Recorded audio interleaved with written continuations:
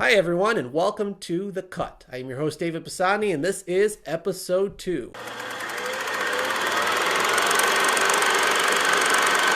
The Cut is where we take the top 10 films, anything really Tinseltown related, and we whittle it down to fit whatever subject we find awesome. And today we are doing the top 10 most anticipated films of 2016. Join us.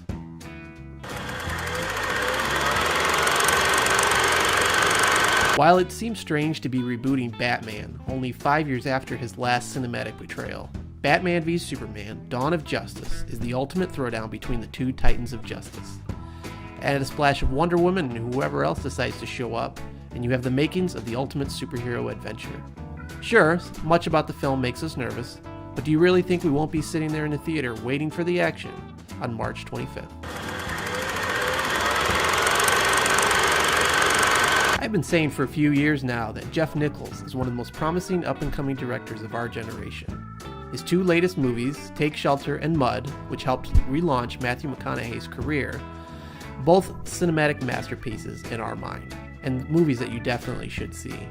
This year, he creates a sci-fi road thriller picture starring Adam Driver, Kristen Dunst, Joel Edgerton, and Michael Shannon. If you get the E.T. vibes from this trailer, I don't think that's an accident. Be prepared for some surprises from this film and its promising director on March 18th. 3 years ago, Jeremy Saulnier directed an amazing slow burn revenge movie called Blue Ruin. If you haven't seen it yet, it's a high recommend from us here. His follow-up is Green Room, a movie that is part horror and part thriller and enlists the help of the legendary Patrick Stewart. Patrick Stewart as an evil skinhead, how was this never thought of before? The movie looks amazing, and we're very excited to see it on April 29th. Dubbed as the spiritual successor to his Dazed and Confused classic, Richard Linklater returns to direct a movie about not the 70s, but the 80s. Why are we excited for this? Because Linklater always comes through to make simple premises exciting. And doesn't everyone miss the small town story but big picture movies of the 70s and 80s that made Caddyshack, Animal House, and Fast Times at Ridgemont High so entertaining? We know we do, and we'll be there on April 1st. We are as excited for this movie as we are intrigued. Winter Soldier was one of the best movies in the Marvel fold, so it would be tough to top it for any sequel.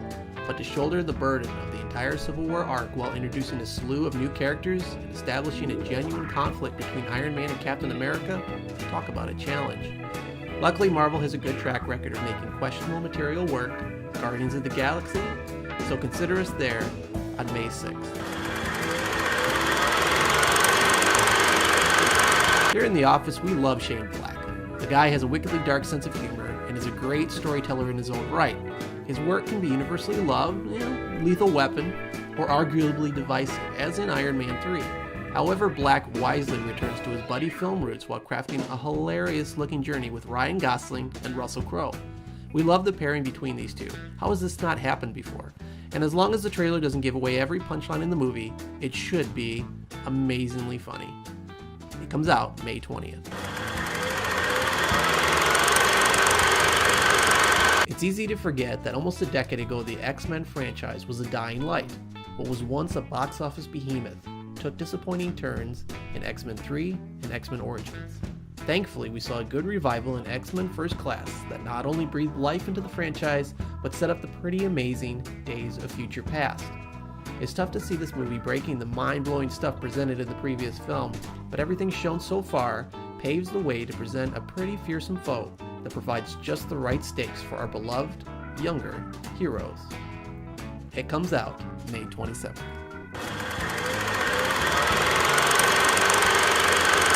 In what is Charles's favorite movie of the year, Steven Spielberg directs this charming children's tale of a giant, as the title means big friendly giant. It's a lie. Who befriends a little girl and begins a grand adventure. We expect plenty of Spielbergian stares and tugs of the heart, and the legendary director harkens back to his earlier days of wonder. The fact that it is written by Melissa Matheson, may she rest in peace, who penned the amazing screenplay to E.T., and is also scored by the amazing John Williams. It has us all preparing to feel the feels from Spiely. This comes out July 1st. I just want to hear. Charles is going.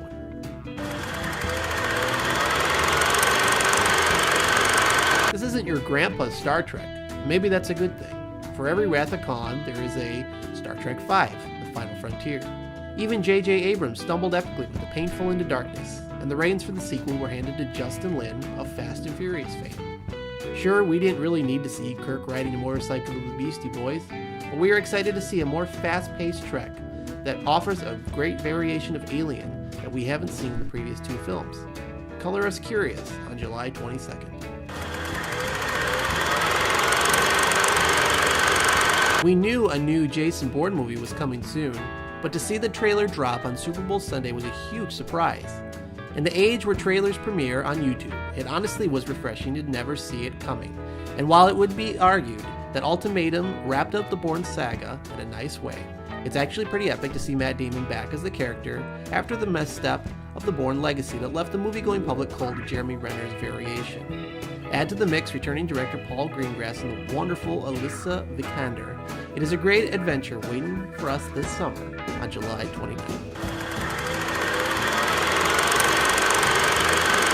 That concludes our 10 most anticipated films of summer 2016. Later on this year, we're going to do a fall version of the 10 films of fall 2016, so stick around for that.